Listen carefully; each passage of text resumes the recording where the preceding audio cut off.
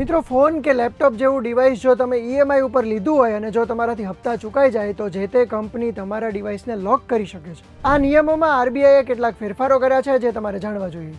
ગુજરાત સમાચારના digital platforms પર હું છું મયુર. આજના વિડીયોમાં સમજીશું આ નવા ફેરફારો વિશે. તો મિત્રો, ઈએમઆઈ પર લીધેલા ડિવાઇસના રિસ્ટ્રિક્શન અને લોનની રિકવરીને લઈને નવા નિયમો જે જાહેર થયા છે એ જાહેર કરવા પાછળ આરબીઆઈને ફરજ કેમ પડી? તો આ નિયમોનો ઉપયોગ કરીને ઘણા બધા ગ્રાહકોને હેરાન પરેશાન કરવામાં આવતા હતા, એટલા માટે થઈને આ નિયમો જાહેર કરવામાં આવ્યા છે.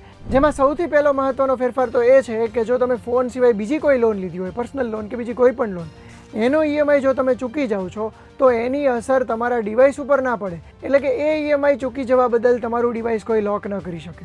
આ નિયમ માત્ર તમારા ડિવાઇસની લોનને જ લાગુ પડે છે, બીજી કોઈ પણ લોનને નહીં. આમાં એવું પણ આવી ગયું કે માની લો કે તમે 2 લેપટોપ લીધા છે, એમાંથી કોઈ એકનો ઈએમઆઈ ચૂકાઈ જાય છે તો બીજા ડિવાઇસને કોઈ અસર ન થાય. એટલે ટૂંકમાં માત્ર એ ડિવાઇસને જ આ નિયમ લાગુ પડે છે. બીજી અને સૌથી મહત્વની વાત, માની લો કે તમારા ફોન કે લેપટોપનો ઈએમઆઈ ચૂકાઈ જાય છે અથવા તો તમારાથી ભૂલાઈ જાય છે કે કોઈક રીતે તમે પે નથી કરી શકતા, તો એના બીજા જ દિવસે તમારું ડિવાઇસ રિસ્ટ્રિક્ટ ના થઈ શકે અથવા તો લોક ના થઈ શકે. આરબીઆઈની ગાઈડલાઇનમાં સ્પષ્ટ જણાવવામાં આવ્યું છે કે ઈએમઆઈ મિસ થાય એટલે જે ઓવરડ્યુ થાય એના 1 મહિના પછી જ તમારા ઉપર રિસ્ટ્રિક્શન લાગુ કરાવી શકાય. અને આ જે ડિવાઇસ રિસ્ટ્રિક્શન છે એ પણ તબક્કાવાર લાગુ થશે.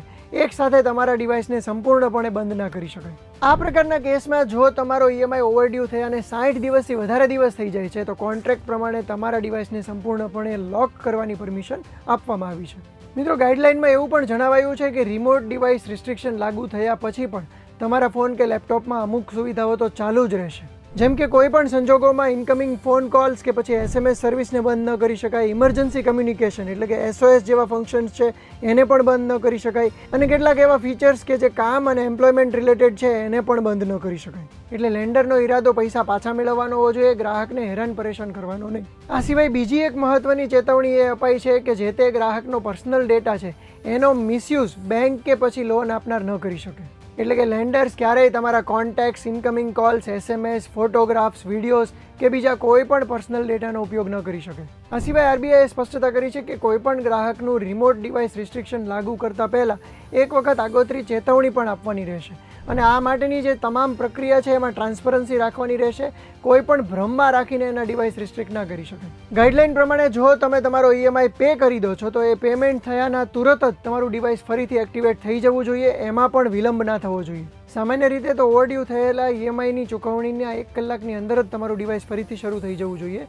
પરંતુ જો ડિવાઇસ શરૂ થવામાં બહુ જ લાંબો સમય લાગે છે અને વાર લાગે છે તો જે તે લેન્ડરને પણ દંડ કરવામાં આવશે. ફોર એક્ઝામ્પલ, તમારા કામનું લેપટોપ તમે ઈએમઆઈ પર લીધું હોય ને તમારો ઈએમઆઈ બાઉન્સ થઈ ગયો હોય, એ કેસમાં તમે જ્યારે ઈએમઆઈ ભરી દો છો અને ત્યાર પછી પણ જો લેપટોપ શરૂ નથી થતું તો તમને 250 રૂપિયા પર કલાક એ રીતે જે તે લેન્ડર છે એને દંડ ચૂકવવો પડશે.